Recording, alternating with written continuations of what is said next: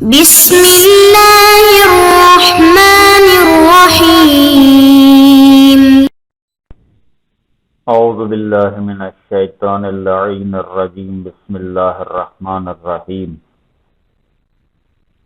نحمده ونصلی علی رسولہ الکریم وآلہ الاطہار۔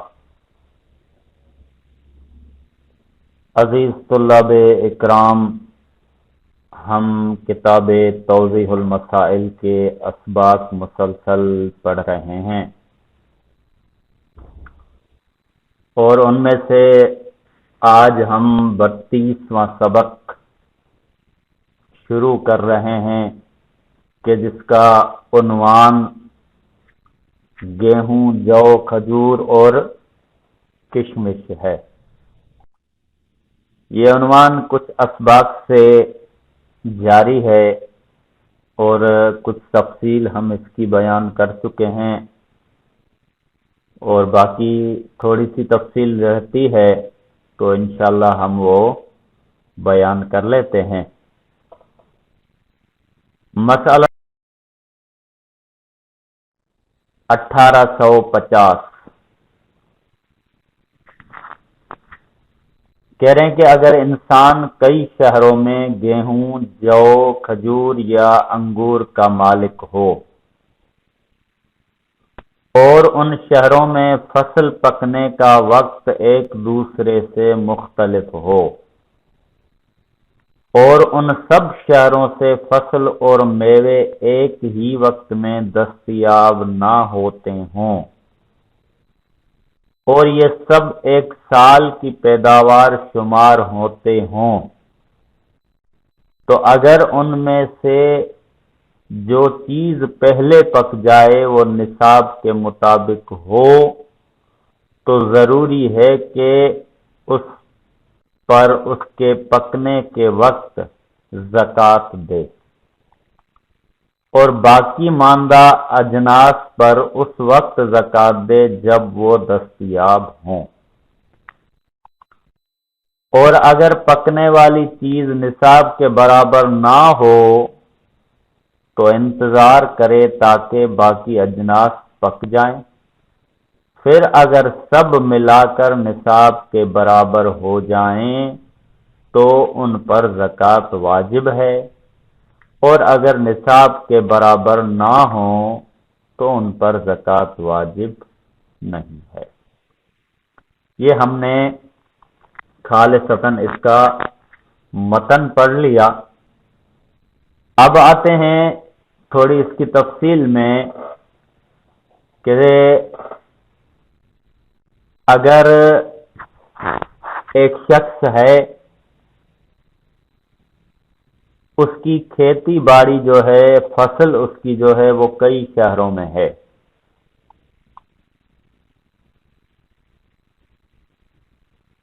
اور ان شہروں کے میوے پکنے کے یا فصل کے کٹائی وغیرہ کا ٹائم جو آتا ہے وہ مختلف ہے۔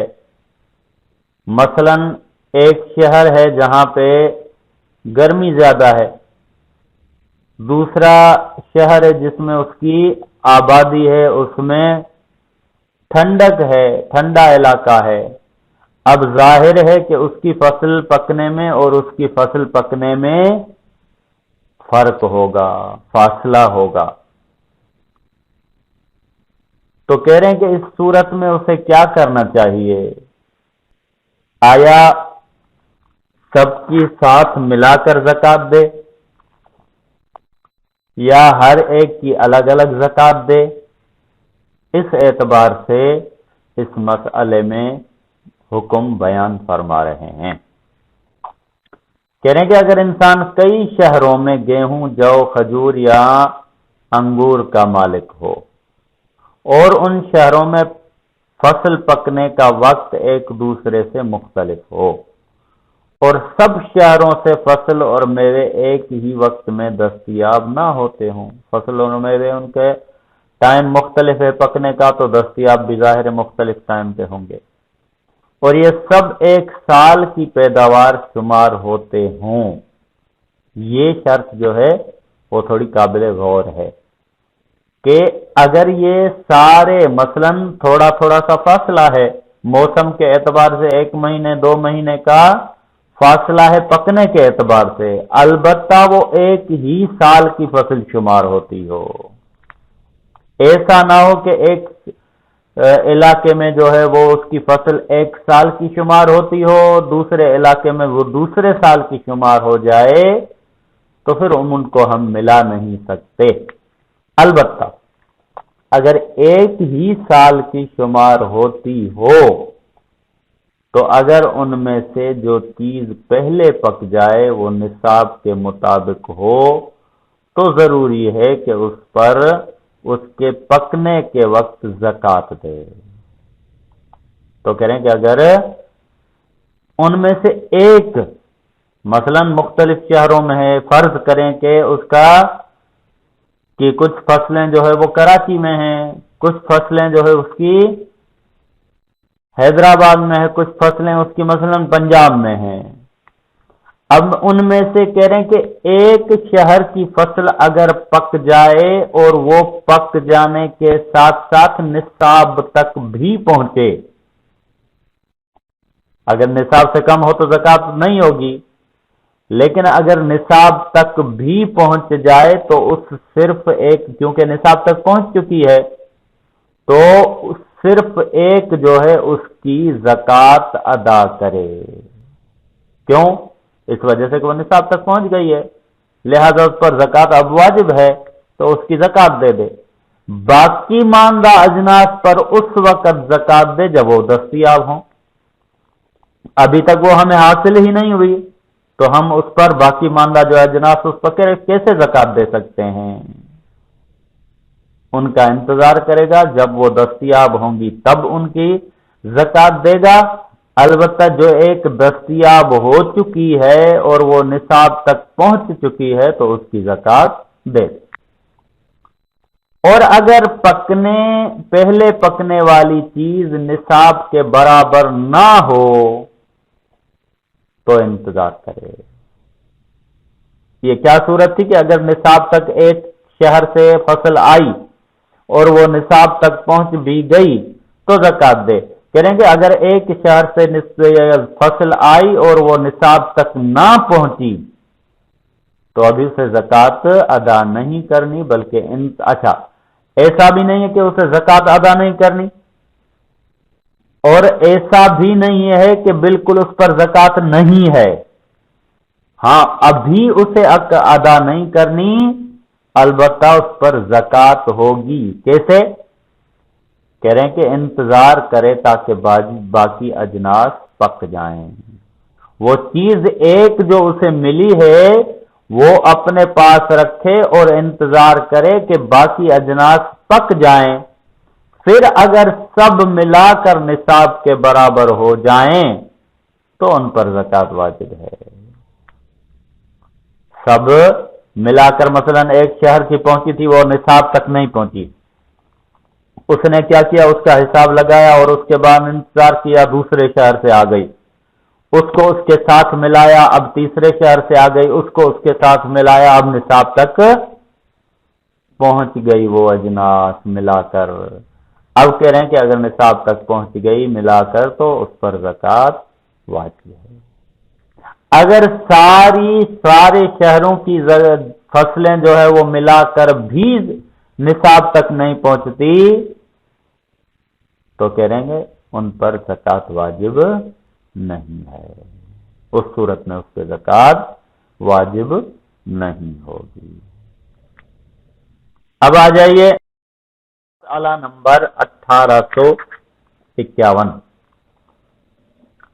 اگر کھجور اور انگور کے درخت سال میں 2 دفعہ پھل دیں اور دونوں مرتبہ کی پیداوار جمع کرنے پر نصاب کے برابر ہو جائے تو احتیاط کی بنا پر اس پیداوار پر زکوٰۃ واجب ہے۔ مثلا بعض چیزیں ایسی ہوتی ہیں یا بعض علاقے ایسے ہوتے ہیں کہ جن علاقوں میں ایک ہی چیز جو ہے وہ 2 دفعہ سال میں پھل دیتی ہے. اب اگر سال میں 2 دفعہ دے دے، کہہ رہے ہیں کہ ہم یہ قاعدہ بتا چکے ہیں کہ اگر نصاب تک پہنچے تو زکوٰۃ واجب ہے، اگر نصاب تک نہ پہنچے تو زکوٰۃ واجب نہیں ہے. اب عموماً فصل کے لیے یہ ہوتا ہے کہ وہ ایک سال میں 1 دفعہ آتی ہے، اور اگر نصاب تک پہنچتی ہے تو زکوٰۃ دے دیتے ہیں، اگر نہیں پہنچتی تو نہیں دیتے. کہہ رہے ہیں کہ اگر ایسی فصل ہو، ایسا درخت ہو کہ جو سال میں 2 دفعہ پھل دیں اور دونوں مرتبہ کی پیداوار جمع کرنے پر نصاب کے برابر ہو جائے. ایک دفعہ میں نصاب تک نہیں پہنچا تھا، ایک دفعہ اس نے پھل دیا، نصاب تک میں نہیں پہنچا، اب اسی سال میں اسی دوسری دفعہ اس نے پھل دے دیا، وہ دونوں ملا کر نصاب تک پہنچ گئے، تو کہہ رہے ہیں کہ احتیاط کی بنا پر اس پیداوار پر زکوٰۃ واجب ہے. اب دونوں ملا کر نصاب تک پہنچ گیا، دونوں ملا کر نصاب تک پہنچا تو اس صورت میں زکوٰۃ اس پر احتیاط کی بنا پر واجب ہے اور اسے زکوٰۃ دینی چاہیے. اب آ جاتے ہیں مسئلہ نمبر 1852. کہہ رہے ہیں کہ اگر کسی شخص کے پاس غیر خشک شدہ کھجوریں ہوں یا انگور ہوں جو خشک ہونے کی صورت میں نصاب کے مطابق ہوں، تو اگر ان کے تازہ ہونے کی حالت میں وہ زکوٰۃ کی نیت سے ان کی اتنی مقدار زکوٰۃ کے مصرف میں لے جتنی ان کے خشک ہونے پر زکوٰۃ کی اس مقدار کے برابر ہو جو اس پر واجب ہے، تو اس میں کوئی حرج نہیں. اس سے ملتا جلتا مسئلہ ہم پہلے بھی ایک بیان کر چکے ہیں کہ مثلا اگر غیر خشک شدہ کھجور جو ہے اس پر زکوٰۃ نہیں ہے، انگور جو ہے ابھی انگور ہے، کشمش نہیں بنا، تو اس پر زکوٰۃ نہیں ہے. ان پر زکوٰۃ واجب تب ہے جب یہ خشک ہو جائیں.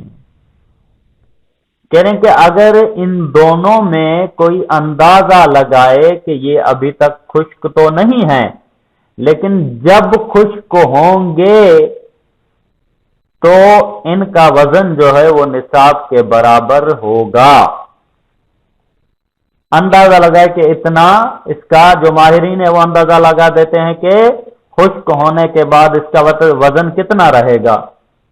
تو اگر کہہ رہے ہیں کہ وہ خشک ہونے کے بعد بھی نصاب کے مطابق ہی ہوں تو ان پر زکوٰۃ تو ہے. اب کہہ رہے ہیں کہ خشک ہونے کا انتظار نہ کرے بلکہ تازہ ہونے کی حالت میں وہ زکوٰۃ کی نیت سے اس کی اتنی مقدار زکوٰۃ کے مصرف میں لے لے. کہہ رہے ہیں کہ اتنی مقدار زکوٰۃ میں صرف کرے، یعنی زکوٰۃ کے طور پر استعمال کرے کہ جتنی خشک ہونے پر اس پر زکوٰۃ ہوگی. مثلا یہ اندازہ لگا رہا ہے کہ یہ ابھی اتنی ہے، خشک ہونے کے بعد یہ 100 من تک رہے گی. اب 100 من پر جتنی زکوٰۃ واجب ہوتی ہے اس نے وہ زکوٰۃ اس کی طری کی حالت میں جب ابھی تازہ ہے اسی حالت میں اس نے حساب کر کے لگا دی، جو اتنا اندازہ لگایا جتنا اس پر زکوٰۃ واجب ہونے کا امکان ہے. تو کہہ رہے ہیں کہ اس میں کوئی حرج نہیں ہے، وہ حساب لگا کر وہ تر و تازہ جو ہے اس میں سے زکوٰۃ نکال سکتا ہے اور زکوٰۃ کو اس مصرف میں خرچ کر سکتا ہے جہاں پہ وہ سمجھتا ہے کہ ضرورت ہے. اب آ جائیے مسئلہ نمبر 1853. اگر کسی شخص پر خشک کھجور یا کشمش کی زکوٰۃ واجب ہو تو وہ ان کی زکوٰۃ تازہ کھجور یا انگور کی شکل میں نہیں دے سکتا، بلکہ اگر وہ خشک کھجور یا کشمش کی زکوٰۃ کی قیمت لگائے اور انگور یا تازہ کھجوریں یا کشمش یا کوئی اور خشک کھجوریں اس قیمت کے طور پر دے دے تو اس میں بھی اشکال ہے۔ کہہ رہے ہیں کہ اگر مثلا خشک کھجوریں ہیں، اس پر زکوٰۃ واجب ہو چکی ہے، اب اس کی زکوٰۃ جو ہے وہ تازہ کھجوروں سے یا انگوروں سے وغیرہ سے نہیں دے سکتا۔ کیوں؟ اس وجہ سے کہ اس میں کافی فرق ہے۔ کہہ رہیں گے بلکہ اگر اس کی قیمت لگائے اور اس قیمت کے مطابق تازہ کھجوروں سے یا انگوروں سے دے دے، یا قیمت کے طور پر جو ہے وہ قیمت ادا کر دے اس کے بدلے میں، تو بھی اشکال ہے کہ ایسا اسے نہیں کرنا چاہیے، مشکل ہے۔ اگر کسی پر تازہ کھجور یا انگور کی زکوٰۃ واجب ہو تو وہ خشک کھجور یا کشمش دے کر زکوٰۃ ادا نہیں کر سکتا۔ اس کا الٹ کہہ رہے کہ تازہ کھجور میں اگر ہو تو وہ خشک کھجور سے، دوسری کسی خشک کھجور سے اس کی نہیں دے سکتا، بلکہ اگر وہ قیمت لگا کر کوئی دوسری کھجور یا انگور دے تو اگرچہ وہ تازہ ہو اس میں اشکال ہے۔ کہہ رہے ہیں کہ بلکہ اگر اس کی قیمت ادا کرے تب بھی اس میں اشکال ہے۔ اس وجہ سے کہ ہم ایک پہلے بھی بیان مسئلہ کر کے آئے تھے کہ جس جنس پر زکوٰۃ واجب ہوئی ہے بہتر یہی ہے کہ اسی جنس میں سے ادا کرے۔ خمس کے مسئلے میں بھی ہم نے یہ بیان کیا تھا کہ جس چیز پر خمس یا زکوٰۃ واجب ہو اسی سے اگر ادا کرے تو بہتر ہے۔ البتہ بعض صورتوں میں قیمت اگر ادا کر لے تو اجازت ہے، البتہ بعض جگہوں پہ اس میں اشکال وارد فرمایا ہے۔ وصلی اللہ علیہ وآلہ وسلم۔